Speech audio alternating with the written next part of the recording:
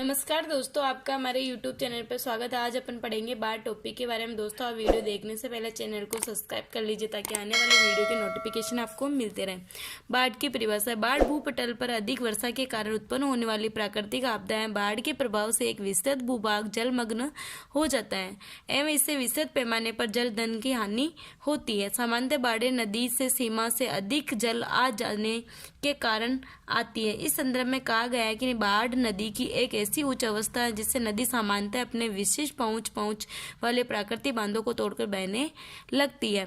नदियों की वाहिकाओं में अथवा सागरीय जल के ऊंचे हो जाने से वे सभी भूभाग जो सामान्यतः जलमग्न नहीं रहते हैं जलमग्न हो जाते हैं, तो ऐसी स्थिति को बाढ़ कहा जाता है। बाढ़ों की विभीषिका से कृषि क्षेत्र ही नष्ट नहीं होते, वरना बाढ़ग्रस्त क्षेत्रों में भवनों, दूरसंचार, यातायात सेवाओं के अतिरिक्त पशुओं तथा स्वयं मानव को भारी जान मान की हानि उठानी पड़ती है। विश्व में अधिकांश बाढ़ग्रस्त क्षेत्र उन जालोड मैदानी भागों में मिलते हैं जिसमें बड़ी बड़ी नदियां अपनी अपनी सहायक नदियों के साथ प्रभावित होती है।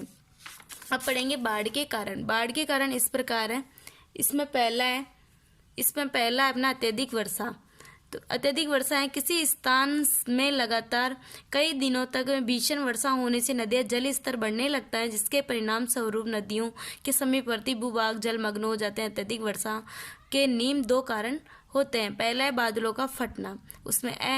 इसमें प्राय विद्युत की चमक तथा मेघ गर्जन के साथ अचानक तथा तेजी से होती है। इससे कम समय के अंतराल में ही ऐसी घनघोर वर्षा होती है कि नदियों में बाढ़ आ जाती है तथा निचले इलाके जलमग्न हो जाते हैं। वह चक्रवात यानी सागरों के तटवर्ती भागों में चक्रवाती हवाओं से प्रचंड रूप से भारी वर्षा होती है, जिसके कारण तटवर्ती भागों में अत्यधिक जनधन की हानि उठानी होती है। साथ ही तटीय भाग जलमग्न हो जाते हैं। दूसरा है वनों का ह्रास, यानी वनों की कटाई से भूक्षरण की दर बढ़ रही है, जिसके कारण नदियां, जलाशय की जल संग्रहण क्षमता में कमी होती है। वनों की कटाई के कारण भूमि द्वारा जल अवशोषण की दर में कमी होने से जलाशय तथा नदियों में जल स्तर बढ़ जाता है, जिसके कारण प्रतिवर्ष विश्व की लाखों हेक्टेयर भूमि बाढ़ग्रस्त हो जाती है। तीसरा इसी में नदी तल में अवसादों का जमाव, यानी पर्वतों से निकलने वाली नदियां मैदानों भागों में प्रवेश करते समय समत भारी मात्रा में अवसादों को साथ बहाकर लाती है। ये अवसाद मिट्टी तथा बालू के रूप में नदी के तली पर विक्षेपित होते जाते हैं, जिसके कारण नदी की तली निरंतर उतली होती जाती है तथा नदियों में जल संग्रहण की क्षमता कम हो जाती है। इस कारण वर्षा काल में बाढ़ों की तीव्रता में वृद्धि हो जाती है। चौथा है जल ग्रहण क्षेत्र का विस्तृत होना, यानी किसी क्षेत्र अथवा प्रदेश के जल संग्रहण का क्षेत्र अधिक विस्तृत होने पर मध्यम वर्षा के समय जल की भारी मात्रा संग्रहण होता है तथा साथ ही जल की भारी मात्रा का संग्रहण होता है तथा जल ही अधिकतम से बाढ़ की संभावनाएं बढ़ जाती है।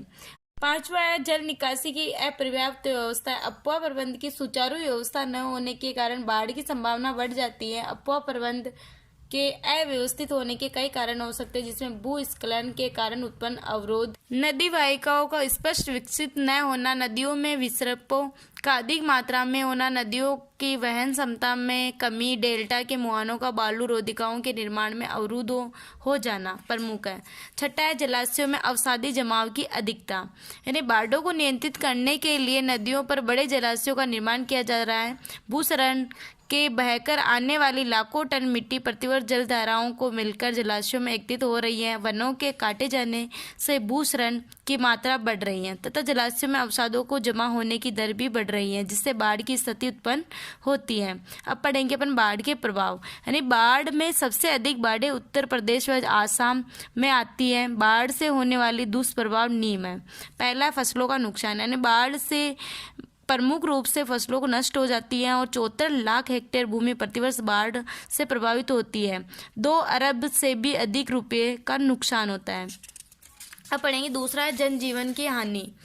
प्रतिवर्ष बाढ़ के प्रभाव से हजारों लोगों को मृत्यु हो जाती है, वह कईयों के पशु मर जाते हैं, वह मकान गिर जाते हैं। तीसरा, यातायात में व्यवधान यानी बाढ़ से सड़कें टूट जाती है, वह यातायात बाधित हो जाता है। चौथा, बीमारियों में वृद्धि यानी बाढ़ में मृत मनुष्य, जीवों व जानवरों से अत्यधिक मात्रा में रोगाणु फैलते हैं जो विभिन्न प्रकार की बीमारियों तथा महामारी फैलाते हैं। पांचवा, जैव प्रजातियों की हानि यानी कई संवेदनशील जैव प्रजातियां बाढ़ के कारण नष्ट हो जाती है।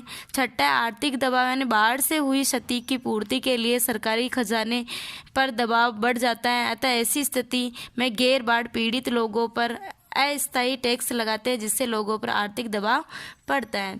अब पढ़ेंगे बाढ़ रोकने के नियंत्रण करने के उपाय सुझाव। बाढ़ रोकने के उपाय अथवा सुझाव इस प्रकार है।